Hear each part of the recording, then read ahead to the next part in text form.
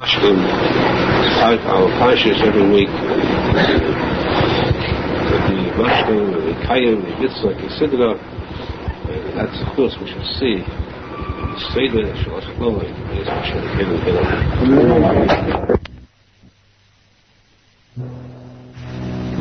Erev Shabbos Kodesh, preparation for Shabbos. Min says it's a mitzvah to prepare for Shabbos Kodesh.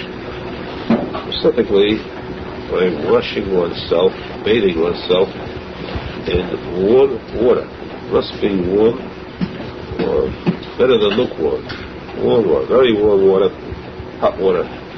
If possible, his entire body. At least his hands, face and hands, and feet in those days. And also, science used to go to a mikveh. The mikveh is a hot mikveh. Warm mikveh, and of course he gets with that too. And he should wash his hands with face and hands, at least, and his body, with warm, very warm water. The reason for this is halacha. Also, the reason that Arizal says, explains, that we find in the vision of Yecheskel Levi, was one of the most outstanding statements of Levi itself in Kabbalah. He saw the great cover in front of Hashem, when Yaakov more, from Yaakov thrown away more than what the other valued. However that vision appeared, of course the Kabbalah also is based on that cover. So there, it's mentioned that he saw this Hashmal, this light, the center, around which were 4 items: klippos, cloud, wind, fire. The great klippos, which refer also to physically the nations that destroyed the place of Mikdash. The 4 types of golas the Jews had. 3 of them are klippos that are completely tummy, must be destroyed completely. The 4th one is called klippos lega. Lega is a ray, a shine, that is on the borderline. Sometimes it's tummy, sometimes it's tough.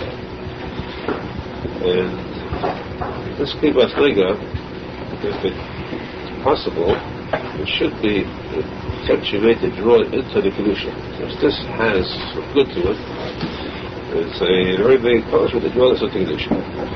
Now again, this is all speaking mysterious language, but at least we can understand the idea, the thought. Now, Erev Shabbos Kodesh, there's Aliyah, so great, Kedusha comes down to even the smallest person gets an additional Kedusha to the Shabbos Yeseda.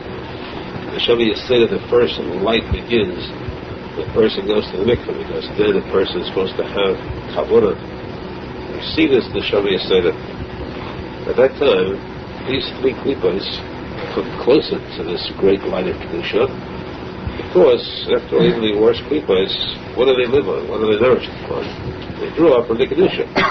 What does the Moldover himself, the Satan, the worst tuner of all, what does he do? He nourishes from the mitzvahs of the Jew.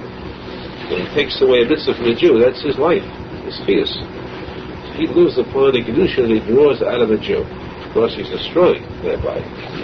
He was being hurt, losing his life, and part of his soul, his Kedusha. And that's what the klippos tumor lives on. So this tumor tries then, in a Shabbos Kodesh, when this great light of Kedusha comes, they try to come close to this Kedusha, and they are consumed by this fire. They're destroyed by this fire at that time. Klippos lega is the one who can then become closer to Kedusha. So that's in heaven, that's kind of a spiritual act which we have no perception of.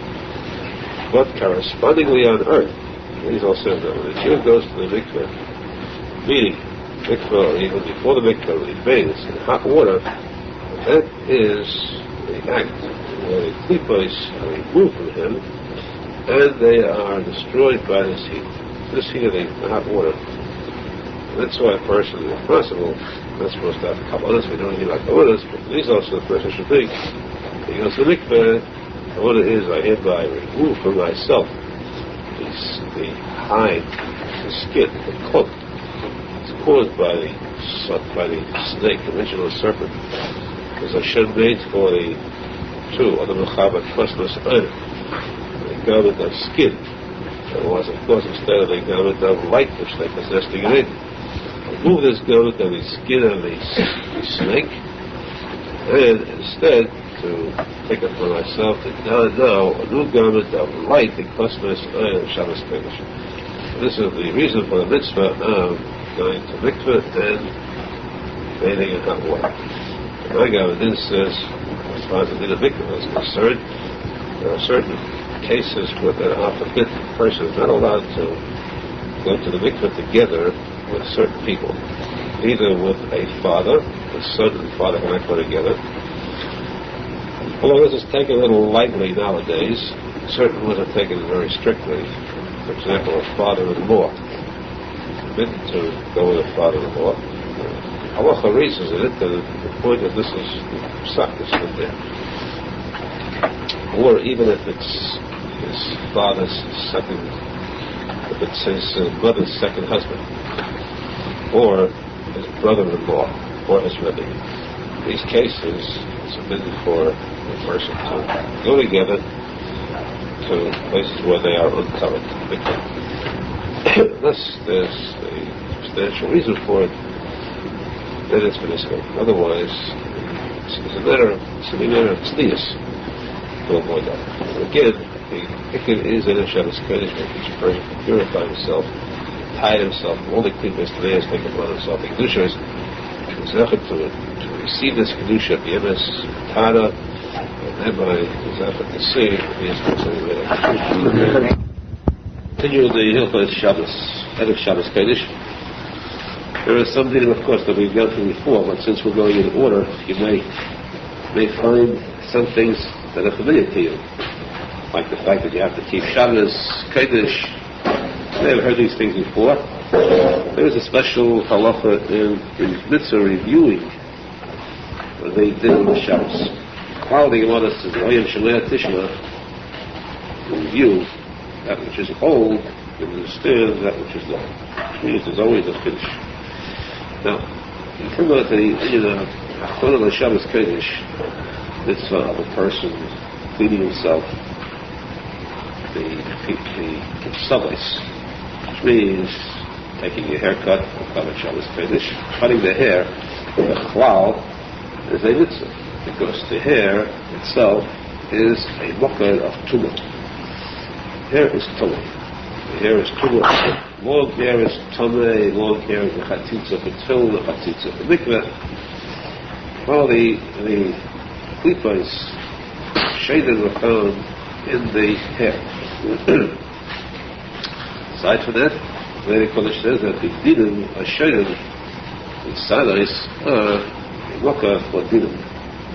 Dinim means the harsh opposite, the chasadim, the opposite of good, things that are not wanted, things that should be gotten rid of, and therefore taking a haircut is a very clean feeling, because you get rid of this bulk of tumah. A person should never allow himself to wear long hair, chas v'cholila.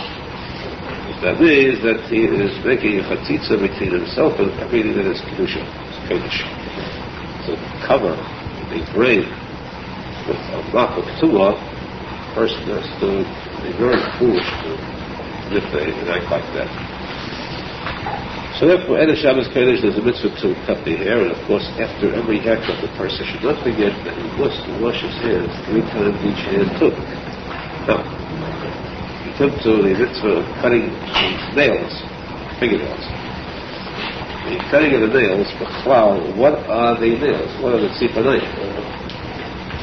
Nails, we know that other Menachem brought the union of kosnos oil with an aleph and kosnos oil with an ayin. He had a covering, a garment of over his body of oil or oil. Oil with an aleph of light, or oil with an ayin of a hide, animal skin.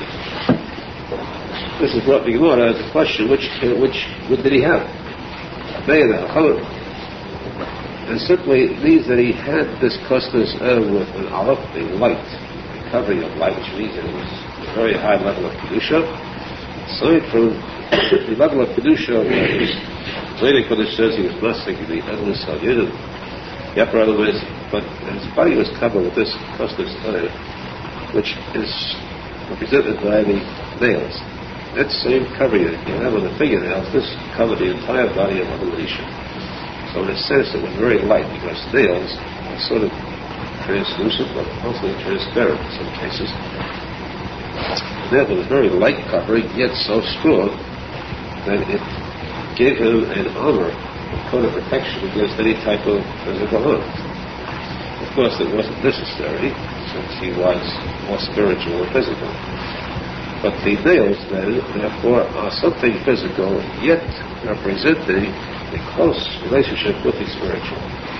That's why nails, being that spiritual, are not affected even by death. The person dies, everything stops. No further movement, the person becomes immobile, everything deteriorates, the whole body just falls apart and decays, except the nails, which not only do not decay, they continue to grow for a while after death. They're not affected directly by death. Of course, they are connected to the spiritual.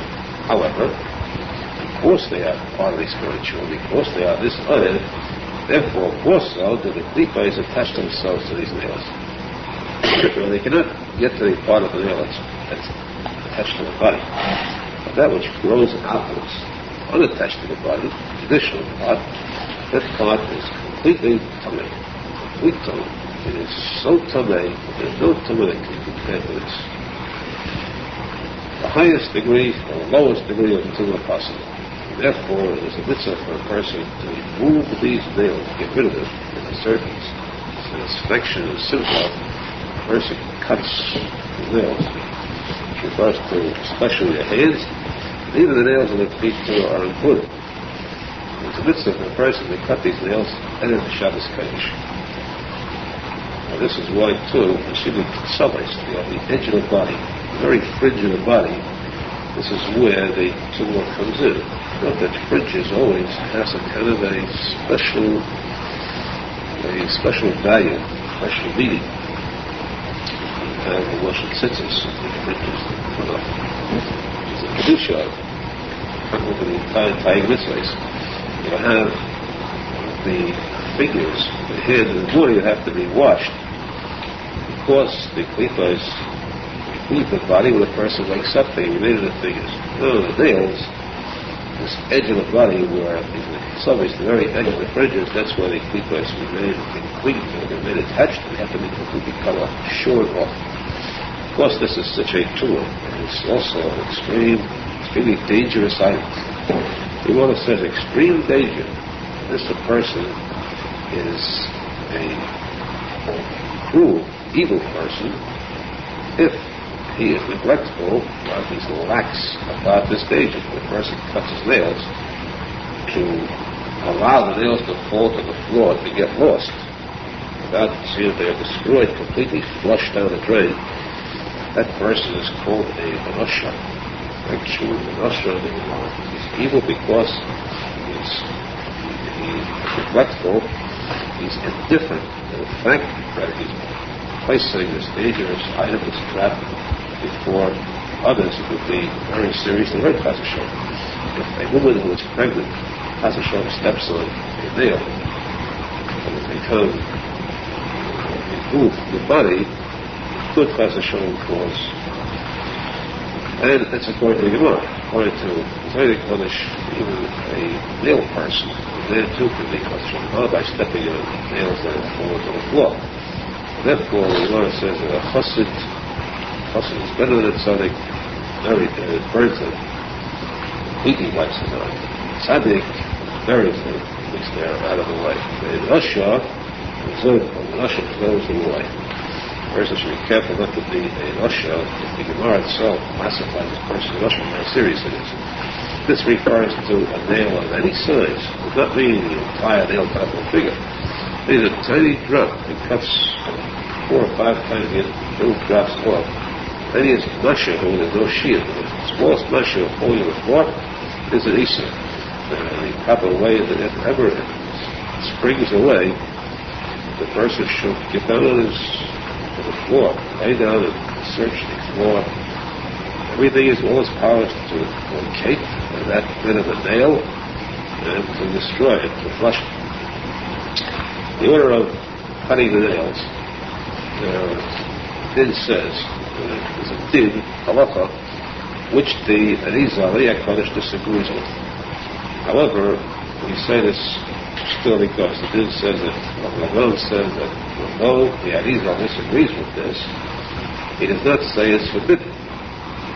Therefore, we could be in both days. Arizal, in other words, was not makbid in this. He wasn't that particular in these halachas. Becoming sooner we would have mentioned. Although he was not particular, he did not say it's forbidden to be particular with it. So therefore, a person can be particular with this, cover both the day and the afternoon. Others say that the person should be careful with this. And Arizal himself is not doing this. For example, not to cut the nails on the hands and feet on the same day. It should be 2 different days, or at least the same day, night and day. For example, the nails in the hands should be cut on Friday. The nails in the feet should be cut on Thursday, or they may be cut Thursday night. So Thursday night is Friday, at least it's not the same day, it's night and day. We said that these all are not been that, but still it's better for a person to be mitzvah all days by following this. If on the shchedish is forbidden for a person to take a haircut or to cut his nails. And therefore, this halacha is so important in the Menachem that even if the shchedish comes out on Friday, still, though it's Friday, don't say no Shabbos Chedish, it's still forbidden for a person to cut his nails or take a haircut. Even though it's the covered Shabbos Chedish, of course, it's the Chedish, a person should not cut his nails as you cut them on Thursday. In order to cutting the nails, they should not be cut consecutively, starting with the thumb straight through to the pinky or the pinky back to the thumb. It should not be cut consecutively. There's a rule that never cut 2 nails consecutively. Skip over. Therefore, the way it is done, according to Din, or at least any way you do it, but not consecutively, the way it's written is with the right hand, you cut the nails, the word comes out, the dagger. Dagger, Beis, Dalet, Aleph, Gimel, Hey. Beis is 2, and we start always with the thumb, it's called Aleph. The thumb is the first finger. Index finger is called Beis, so the second. Middle finger is called Gimel, the ring finger is called Dalet, the Zeres, the Pizza, and the small finger, and the pinky is called Hey. Small and Hey. You have these 5 fingers, and Daiga, which means Beis, that's the index finger, the second one. Dalet is the ring finger. You're skipping over the one. Then you go back to the thumb, Aleph, then ahead to the middle finger, Gimel, and then Hey. Notice that there's cutting all 5, never cutting 2 consecutive ones. That's the right hand. Left hand, the order is Din, Behaga. Dalet, Beis, Hey, Gimel, Aleph, which means the 4th finger, ring finger, and then the index finger, the pinky, middle finger, and the thumb last. And we use that term in cuts. Wednesday, Monday, Thursday, Tuesday, and Sunday. Sunday referring to the thumb, Thursday referring to the pinky, cut in that order, never having 2 days in a row. And we said they're not too particular about this point, which way you do it. You start with anything you start with, as long as you see to it, make sure that you don't cut 2 in a row. There, again, these rules, if overlooked, of course, you have to leave out to rely on. However, it's best the person should, if he could, at least observe part of these rules. But certainly, all agree that the person should be very cautious, very careful to cut the nails every week or whenever they are and come to the height. And certainly the nails are trained. So white nails, put them in your mouth, if you take a piece of chazir without swallowing it, it's also not too advisable. There are some people, I don't know if they exist here, cannibals who eat nails. Just eat human beings, eat nails too. Imagine the body having to churn inside with these clippers riding around inside the first body through the digestive tract, going wild in there. So a person should be very careful with nails. Well, there was a custom did by Sud. There are some people who are careful not to cut the nails on Thursday, because they say that the nails begin to grow on the third day. It's not right to have them begin growing on Shabbos. Thursday, one day a day cut them, Friday the second, Shabbos the third day, not to have the nails start growing on Shabbos. This is their opinion. Of course, as the Russian polishers say, the nails grow right under the scissors, right under the nail clipper. As you cut, that's how they grow. They don't stop for a second. And this rule, of course, is out. It's true that Chanel shows clearly the error of this rule, because they say the same thing about not taking a haircut on Thursday, because the hair begins to grow on Thursday. It's not going to Shabbos. They show what a fallacy this halacha is, this opinion is, because it is said that the king is supposed to take a haircut every day. Well, the king is supposed to be more cool. He's supposed to take a haircut every day. And if it's true that the hair starts growing on the third day, what's he going to cut on the second day? No hair. Still, it says he has to take it every single day, so it shows proof that hair does grow each day. And of course, this we could see he did. So it's all right. Therefore, they did not take a haircut or cutting nails on a Thursday, certainly not to be taken seriously. And of course, the difference is, when does this count? Take it anyhow on Friday. But because if Friday comes out of a Chodesh, you have to cut the nails on Thursday, then you truly are allowed to do so. We should be zecher to fulfill these dinners, the Aharon of Hashem, to remove all the tumors and clippers from us into this kasher part of the tzadik emes, Kedusha, Betara, and that's of course to see Sechazena illegal, Melech V'Yafeh, Melech Mashiach. Now, I believe that's KLW. Okay, Shabbos.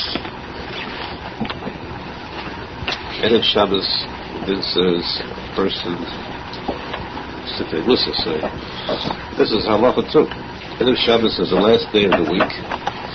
Therefore, since it's the last day of the week, it's actually kollel the entire week. Even though normally we'd say that Shabbos is kollel the week. Shabbos is mashpia, another shefa for the entire week. Yet it's actually Friday, because where did Shabbos get its parnasa from? Itself from Friday. Erev Shabbos is to Shabbos. That's why Erev Shabbos there was double the amount of mon. It came down to cover for Shabbos too. So because Friday, Erev Shabbos, 6 days at tzadik Yisoid. Tzadik is mashpia to the malchus, to the Shabbos itself. So Shabbos is kollel, covers the entire week. And that's why the last day of it is kollel the week. It has a din of the Yom Tshuva, Yom Kippur, for the week. A person should do Tshuva, Erev Shabbos, anything wrong done during the week. So, Erev Shabbos, he should search through his mind, his memory, see what he did wrong, and to arouse himself and show it, to correct, to perfect everything that was done wrong during the week. Just like Erev Chodesh is called Yom Kippur Cut, small Yom Kippur, Yom Kippur for that month. You have a day of the month, that's Yom Kippur for the entire month, that's Erev Chodesh. You have Yom Kippur, which is a day of the year. You have a day of the week, which is a day of kapara for the entire week. That's why it is so important, so vital. That's why we say again that davening mincha, the tzibur, on Friday, Erev Shabbos, is so important, because that's the last tefillah of the week. It's like the The mincha of Erev Rosh Hashanah. That mincha person should be tremendously sure of coming to daven with Amin, with Liman. Then says too, a person should be mishtadli, should try and every effort to have special clothes for Shabbos. Mitzvah of Shabbos is, posek tells us, the Gemara tells us, the person should see to it that his clothing of Shabbos should not be the same clothes that he wears during the week. He should put on special clothes for Shabbos, and these clothes should be put on not Shabbos morning, but Friday before going to shul. As close to shul as possible. You shouldn't put it on Friday morning at the same time. Instead it's being worn for Friday instead of for weekday, instead of for Shabbos. You should change his clothes before Shabbos Kodesh. The Yaakov says that a person should try to see to it. He should have not just different clothes for Shabbos, but also a special talus. A separate talus for the weekdays, and a special talus for Shabbos Kodesh. This, of course, depends upon when you get married how good a collar you have. Like I say, you marry a good collar buys you 2 talis, and one for the week and one for Shabbos, so you provided well with this. You should be zeichet to give the covered to the Dusha properly, and receive in turn Rachas, that we should see that yes, the tzadik is Mashiach and the Israel. Okay, Shabbos. So the Kodesh says, just like a person receives, just like there is a taste of Shabbos. Taste of Shabbos means that you're supposed to take part of the week and add it to the Shabbos itself, because there is a line of demarcation exactly where the chol, the week ends, weekday ends, and the Shabbos begins. With the exact point where Shabbos ends and the weekday begins. At that point of demarcation, you're supposed to take from the chol and add to the Shabbos. Basically, chol ala kodesh. The Shabbos becomes longer at the beginning and longer at the end. It's a very special mitzvah. Because this is comparable to the Teshuva neshama. A person on Shabbos has additional neshama. Should take this additional time to create that neshama. This additional time is dependent upon a number of items. Machlekes poskim when the Shekiah itself is, what do we call sundown? There's the beginning of the sundown, the end of sundown. The Tam Shitas, the other Shitas and the Shedim. There are many different opinions on this point, but as a final word, all are agreed that the more you add, the more tasteless kedusha you have. The more a person adds to the Shabbos, the greater his own Yerushalmi Yeseda is. Yerushalmi Yeseda is not one single unit. It depends on a number of factors. So the Kodesh says that it's created through the person's deeds during the week. The more mitzvah you do during the week, the greater the Yerushalmi Yeseda you have. The second factor is the more time you add on to the Shabbos, that's how much bigger the Yerushalmi Yeseda is. So the person is wise will understand these few minutes are very precious. Added on before the Shabbos, how much precious to it is to keep the Shabbos those few minutes longer, because the Shabbos go back to Gehenna after Shabbos is over. The Shabbos rest on Shabbos, they go back to Gehenna after Shabbos is over, and they are rushed back as soon as they declare the Shabbos over, as soon as the davening is done. So a person who delays this davening, and that person himself, his turn comes, will be kept longer in Gehenna. There, every single second counts. What is the amount of time for this case of Shabbos? The time is before Shkia, before our Shkia today. Our Shkia, our sundown, we have a regulated time. So Shabbos should become a member of the household through the candlelight. Adlokas Neidos is done through the wife, the woman in the house. She has the chiv by Adlokas Neidos. Because of the fact it dates back to Chava, because the neshama is called a neh. Neh kim nishmas adon. The neshama is called a candle. Chava extinguished this candle. She caused death. So in order to make amends for it, to atone for it, she now lights the candles to bring back this candle. This light that she extinguished. Therefore, it's the custom that a woman might light the candles in the house. She should light candles as early as possible. The least minimum time, of course, is about 45 minutes. Some say 18 minutes. It's the greatest minimum. But that greatest minimum is so far minimum, there are some who break that too. We can't go by that item. Generally, we say 45 minutes before sundown, now before sundown, or around that time. Around it, for the best, of course, again, it is not compulsory to go that long before sundown, now before, so. Not compulsory, it's true, but you're not compelled to take treasures or to accept Genedi. This is a chance, an opportunity of Kedusha. Kaddish, making holy the Neshama, making holy the house. So we have until the earliest moment, the earliest time is the Plag HaMincha, which is an hour and a quarter before sundown, an hour and 15 minutes before sundown, but this hour and 15 minutes is not 60 minutes to the hour. You have to divide the entire day by 12, the number of daylight hours, divide it by 12, and then an hour, 1/12 of that is an hour, and that plus a quarter of itself, you have an hour and a quarter, and that gives you the Plag HaMincha, which is the earliest possible time.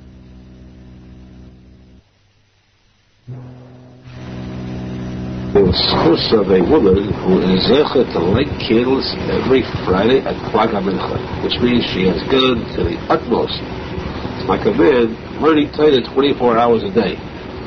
It's done the utmost of that mitzvah. Ashrei to a woman like that. Ashrei to a man who is zecher to have such a wife who's willing to light candles at Plag HaMincha. And of course, they must be very careful not to go beyond this point, because 1 minute before Plag HaMincha, the candle lighting is completely void. Completely. The bracha is in vain. It must be done over again. You must be very careful to calculate this correctly. If in doubt, of course, it's always better a minute later than before. To make sure that it's not Matola. This is for the woman. The man himself has time until later on. The latest, of course, is the shkia, which means up to the very minute of sundown, a man can do malachos, he can do work. However, it is certainly advisable that a man too be ma'aseh b'chel HaKodesh. It's not to have the woman take the entire credit. A man should strive to end Shabbos to be on earlier, to prepare himself, to prep himself with everything necessary, so that well before Shkia is already in shul, to be able to have been dressed and groomed, covered in Shabbos Kodesh to receive the Shekhinah. This is the Halacha of the din of Shabbos. When does the man become obligated to keep the Shabbos regardless of the time? Just as the woman. The woman, she lights candles. It becomes Shabbos for her, no matter how early she did it, up till Plag HaMincha. So too, places where they daven, where they kabul Shabbos early, the meaning in some places is that as soon as they say Baruch Hu, it becomes Shabbos. Then it is that Shabbos prevails. They cannot do Malacha anymore. Other places, the meaning is that when they say Mizmor Shili Yamei Shabbos, that's a declaration of Shabbos. Most places can agree, and the Gemara says that even before that, as soon as you say Boyi Chala Shabbos Malkasa, then it becomes a declaration of Shabbos. After that, even though this was very early, it's still light outside, it's well before Shkia. The man who has said this tefillah, Kabbalah Shabbos early, they cannot do any more malacha after that. For example, in the summertime they daven very early. Again, of course, always meeting after Plag HaMincha. They daven very early, now before Shkia, so it becomes Shabbos, and then they learn in between. The minute that he said Baruch Shabbos not so that it is considered Shabbos for him, just as it is Shabbos for the woman when she lights candles. They could person who was zecher to do this b'tach simcha, accept the Shabbos Kodesh, to bring the Shabbos Melchusah, the Shekhinah to his home, into his heart, that early, the person is zecher to receive his Tesis Kedusha and Tesis Yerushalmi Seder. But that's chus, to be zecher to see the Gula Shlem of the Heilam. Hilchei Shabbos, minimum of candle lighting, and of Shabbos, finish. Mitzvah is written that the candle lighting itself is a mitzvah in itself. the use of the candles, that is. Therefore, there are different days as to how many candles should be lit. Minig is, according to the Gemara, that you have 2 candles. Of course, the mitzvah Zohar and the Shema. The fact that Shabbos itself is mentioned in the Torah twice. We have the Aseret twice in the Torah. We have 2 candles. Memory of those. Twice the Aseret Dimas, 10 commandments. If a person does not have enough candles, mitzvah is Yetzir with even 1 candle, the Shasat Chak. Even 1 candle is enough, but of course it should not be used. At least 2. There are some who add candles. There are some in heaven where the woman adds a candle for each child that is born. There are others who, among the ground brings that the Menachem that light 10 candles corresponding to the Aseret Nibrais or the Aseret Mamonos. Arizal says to light 7 candles for 1 each day of the week. Of course, these 7 candles you cannot use in 1 menorah. You're not allowed to have a menorah with 7 candles. That's only the Beis Mikdash has that. In no condition should a person ever own a menorah with 7 candles to it. It's a very important halacha to stress that everywhere. So you see somebody who has that, correct him. If not, if he uses it, it's similar that there's something wrong. It's a wrong streak in it. Now these candles should be, if possible, should be long to a degree, where they should burn throughout the meal. The Gemara says that a woman who is particular about the candles that she buys, candles that she likes, that woman is zecher to have children, Talmidei Chachamim. Of course, the posek says, Ki ne'er mitzvah v'tayda oil, through ne'er mitzvah, performing the mitzvah of candlelighting properly, tayda oil, you will have children who bring the light of Torah into the world. Therefore, it is fit, only fit proper, that a custom is too, that a woman, when she lights candles, and Shabbos Kodesh, so she says a few words, she adds a few words of his readiness. Her own words after the candle lighting, so they cover their face and they stay put for a while, for a few seconds or a minute. The tefillah should be that Hashem should give her children that are made that give light and Torah, in a chomet tzadikim. Also, a woman should get to the habit that before she lights candles, she should give a few pennies to tzedakah. She must know that with this she is accepting the Shabbos upon herself, which means that if she wants to daven mincha, it must be done before candle lighting. If she forgets to daven mincha before candle lighting, it's too late to daven mincha afterwards. So remember that this should be done before. In the case of a man lighting candles, the halacha is differently. Because a man lighting candles, he does not necessarily accept the Shabbos upon himself with the candle lighting. Therefore, the mincha can be davened even afterwards. Still, it's better in case of a man who lights candles for any reason at all. Say his wife has to be birth, she's in the hospital, she can light candles, and or whatever reason it comes out that he still should have in mind, in the chaven, that he's not accepting the Shabbos with the candle lighting, so he can go to shul afterwards and daven mincha. But the evidence that he did not have this in mind, he still could daven mincha afterwards. Going to shul, of course, we'll come back to more details in candlelight, but going to shul, Chalal, the Gemara says, and then says that a person should always be careful to search through his pockets, make a medika of his pockets, to see that he's not carrying anything before he goes out on Shabbos. He should not be trapped into the problems of finding something in his pocket on Shabbos. A person should get into the custom, the constant habit, before you walk out of a house or a building on Shabbos, always feel through your pockets to see if you've forgotten something. It can always be something inadvertently forgotten, a tissue or a handkerchief or anything at all that might have been stuck. Even let's say a person living in Yerushalmi, where there is, where there is all of us, where there is an item, there's no problem carrying outside, it applies that too, because you might have forgotten something books in. before Shabbos. And then you have the same problem. You find he looks in your pockets even when there is a native in the street. Therefore, this then applies everywhere. The person should always search for his pockets before going outside. Cleanse himself to purify himself with the kedusha for the sake of Shabbos Kodesh. We should be zechet to this kedusha of the shleimus.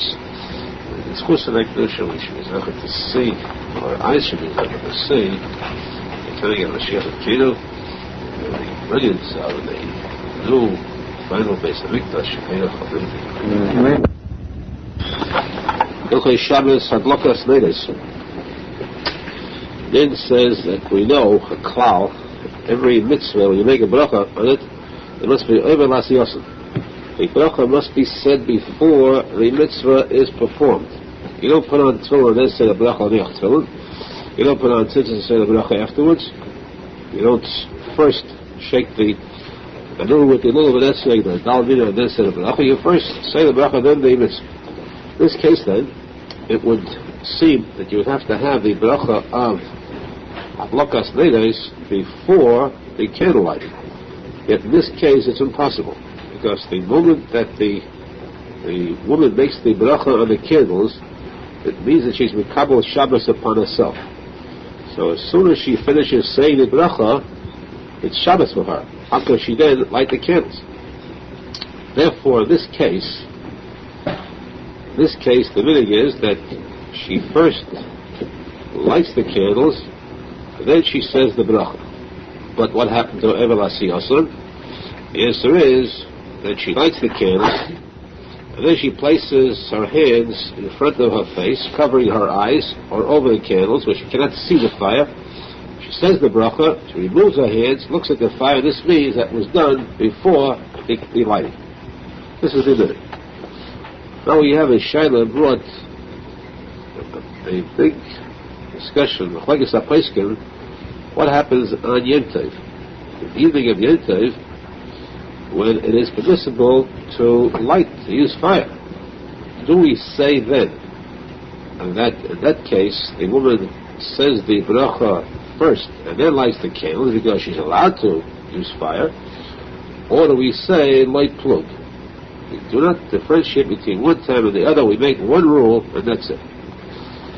So the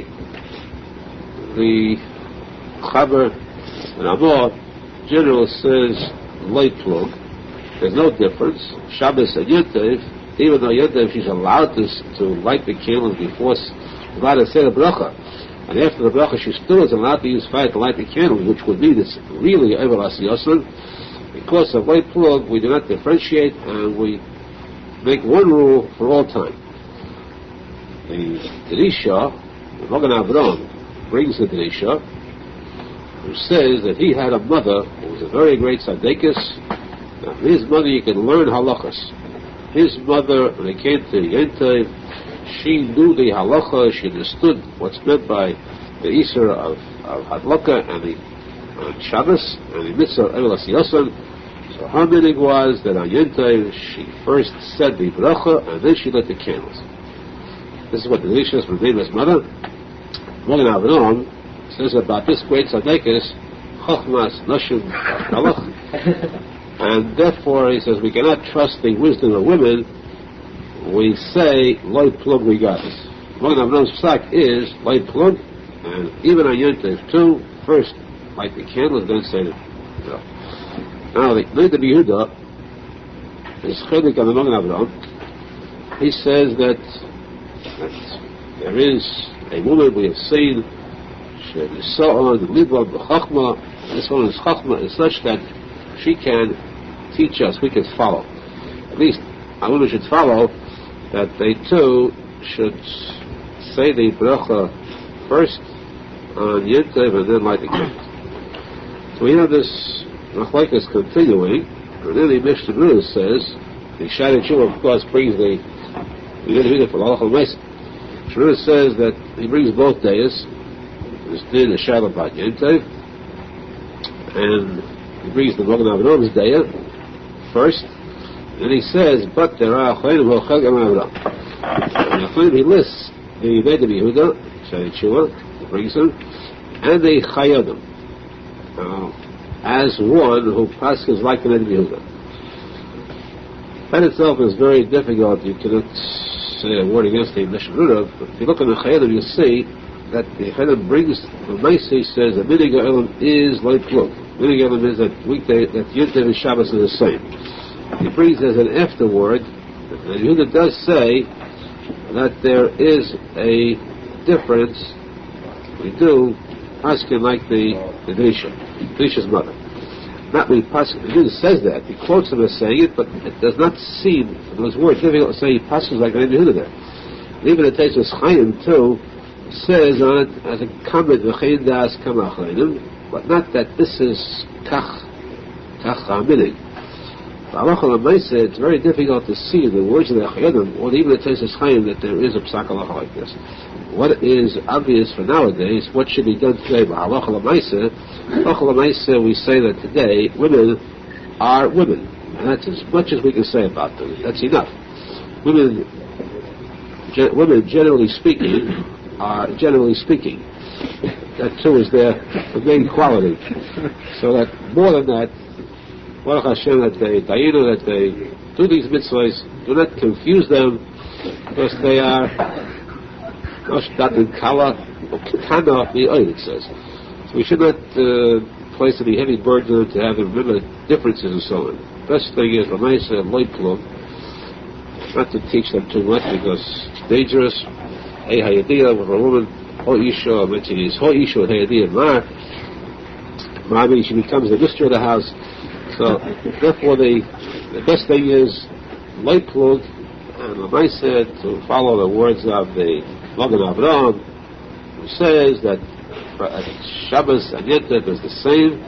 Women should always light candles first, place her hands in front of her eyes, then say the bracha, remove the hands from the eyes, see the fire, that's considered Evelas Yosem, and of course say the Hizbaitis and Tefillah for good children, should be Zecha, do the mitzvah simply and Pshitos, and it was Zecha to have the Tefillah instant. We should be Zecha ourselves to the kind of mitzvahs, Pshitos and Tefillas.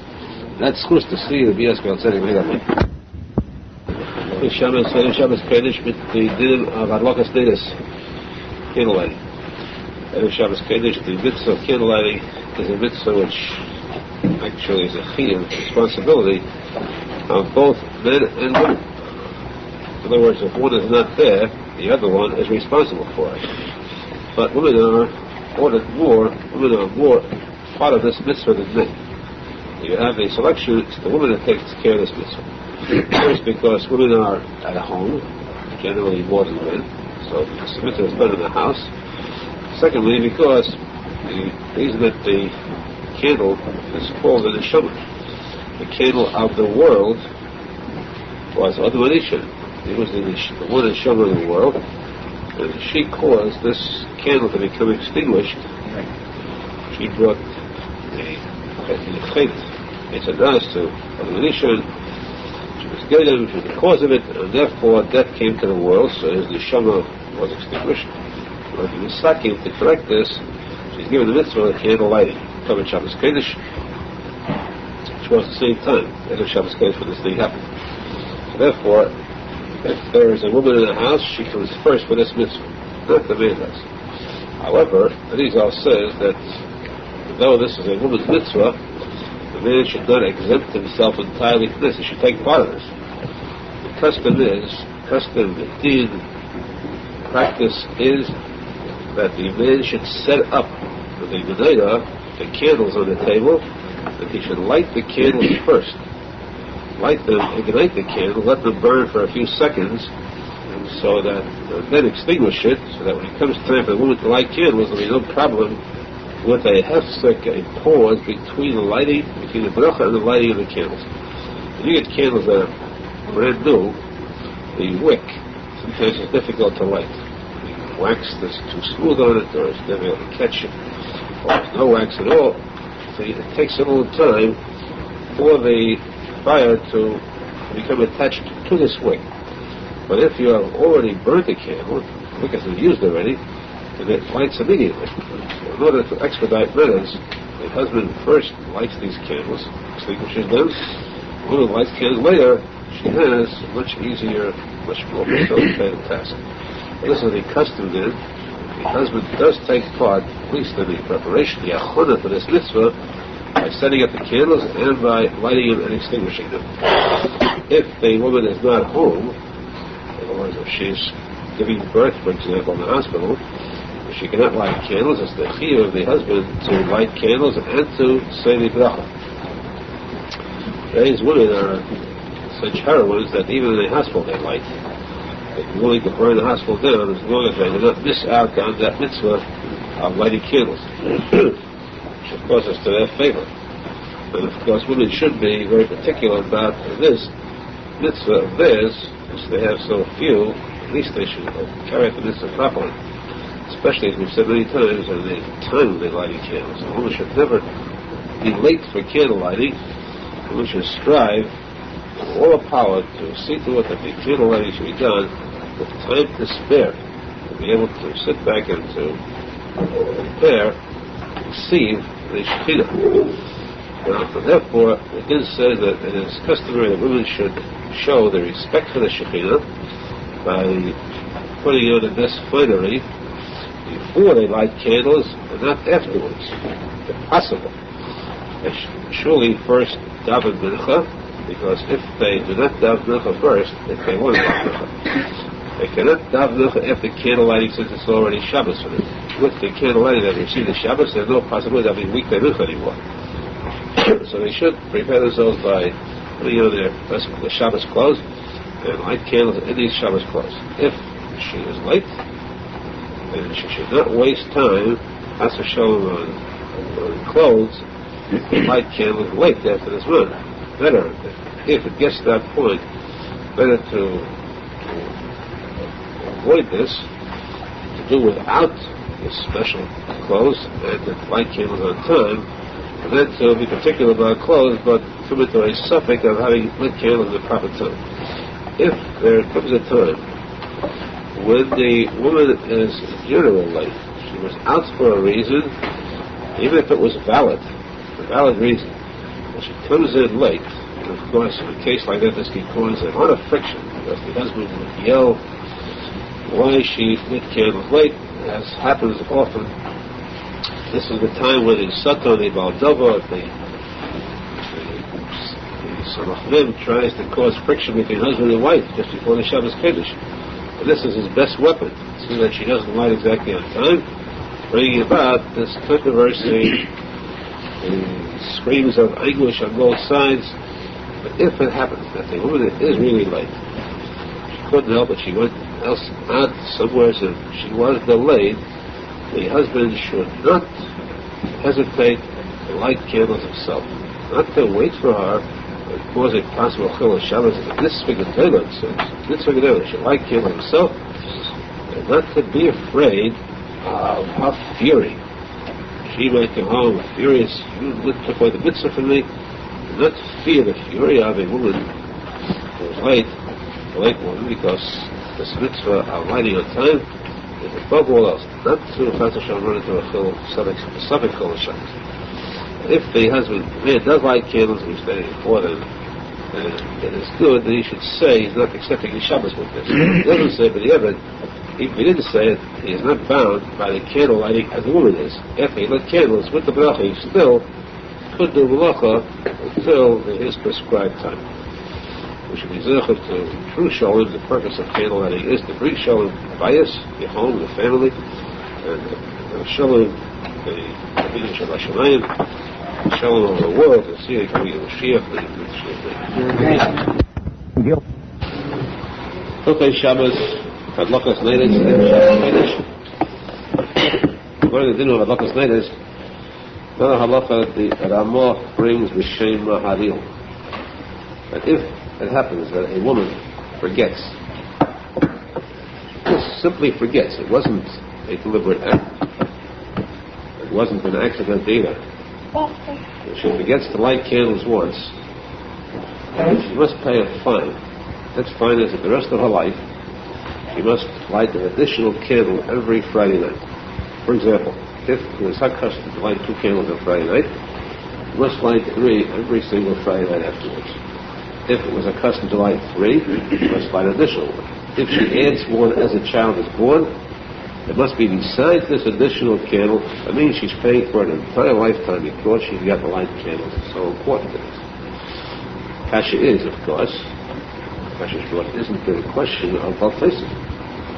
If there is a halacha that you're supposed to light a certain number of candles, any halacha, a mitzvah, how can you add to that mitzvah? In Baltaisim, if you have 4 tzitzis, you cannot add 5th. You cannot add a 5th parsha to the 4 parshas of the tefillin. How can you add another candle to the ones that are being lit? It says, tendencies and Talmud, because anything which was made for a reason was made for a number. It's not this is like custom. It was made for the sake of a tam. There's a tam to it. That tam means you cannot do less. For example, the Gemara says that when Arizal and the son came out of the Maida, where they spent 13 years, and they were furious over the fact that there are people who are actually farming the land, people spending time on Gashmias. How could they do that when every second of life is so precious, every word of Torah is such a treasure? How can you waste that second? How can you abstain from those words of Torah? So because of their greatness, when they looked, they caused death, they destroyed. Till came a time they had to go back and they came out again, till they were pacified, they were appeased by the fact that they saw a man carrying 2 loads of wood for the second of Shabbos. They asked him why 2 instead of 1, and he said,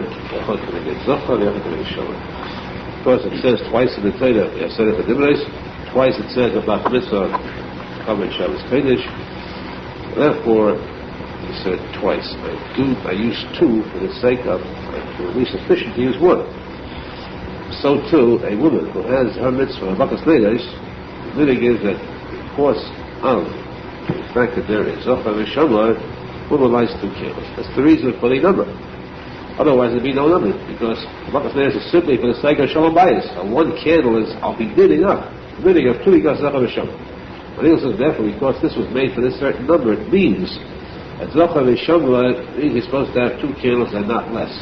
Or, you're allowed to. You can add to this, but don't have any rest. Therefore, there's no Isa Baltaisis. The question now is, on what grounds do we find this woman? When is she guilty, and when can she be condoned? When can she be forgiven for?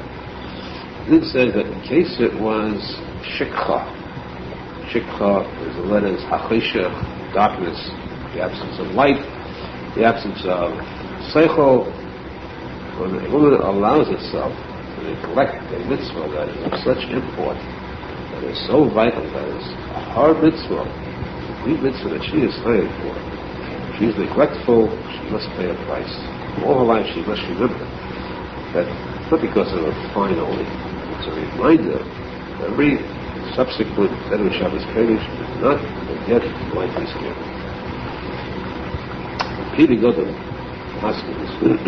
Now, once more, this is of course if she forgets. What happens if it was an accident? She was sick, she couldn't make it, so she was shown in prison. There's no way of how to light candles at all. She is completely excused, there's no time necessary for it. Peter says, what happens if she forgot to light? Say, how much that she was lighting was 3. One Shabbos she forgot, and in Shabbos she lit 2. So, in other words, she forgot to light one of those candles. She forgot one of them. The other says that in this case 2, she must pay a fine. If the number was 3, she's going to light 2 once. She must have then on light 4. 1 to pay for the one that was not lit. In other words, that 2 is considered shikha. She did light candle, but she missed 1 just to pay for that one. Now that would seem a very stiff sort of penalty. So that would seem that's the last one, because the Bibli Adam is a finalist. He's an Aharon. He says something that's fit. The chavruta is cheduk on the Bibli Adam. The chavruta is powerful enough to be able to rule in a case like this. It's fortunate because when you learn this halacha, it would seem that there are extenuating circumstances. would seem that in this case the penalty should not apply, but who would ever dare to go against the Kuli? Since we have the chavruta, who was the chavruta, of course, one of my mission was a very close friend of my father showed. Very close, and one time when I was sick, very much so, there was a question of hit and miss, and we were not where we get to Arizal, so I called the chavruta, Tikuney Zohar, come to my house to give me a bracha. Hashem is tzadik, pulled out of what the doctors had called Yish, practically a hope. Anyway, that was the bracha of the Steinhartz. It was that great that his word